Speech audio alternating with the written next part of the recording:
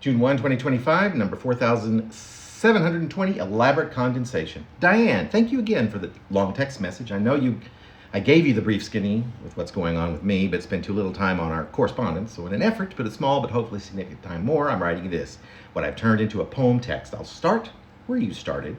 How time has evaporated this month, by which do you mean the month has been vaporized by time, or this month compared with other months has seen time evaporate? I like the idea of time evaporating. I want to connect that to memory, or my lack thereof, in some way. I could say my memory evaporates. Unless I take the evaporating time to write things down or photograph stuff, there are large swaths of time that simply have not existed for me.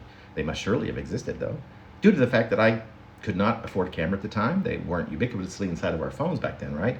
While simultaneously I'd be going through a duration without notating a thing in writing, what I called a journal. I had a couple dozen of these journals before losing them, and all of everything I physically had kept over the years, sometime shortly after I turned 50. About 2/3 of a year after I was evicted from my Pine Street apartment, became homeless, as they say.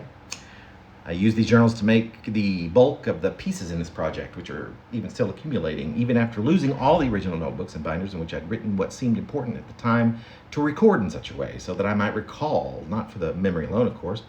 And much of what I recorded in these journals surely sounded as if it came directly from the dark lake of a tortured soul. Typical, right? So, time.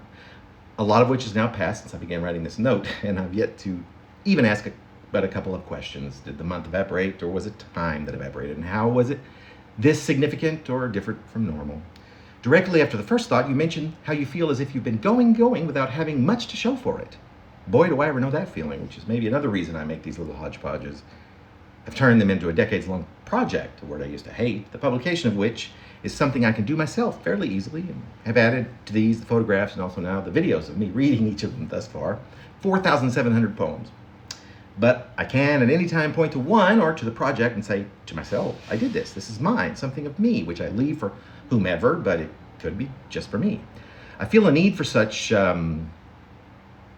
accomplishments, things I can say I did. This to me broadens life, extends time even, or I'd like to say that because I do believe it, allowing me to recapture many moments I've experienced.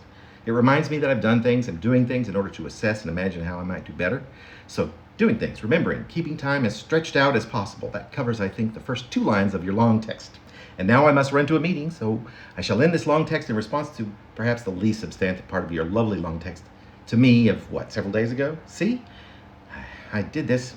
More soon, Del.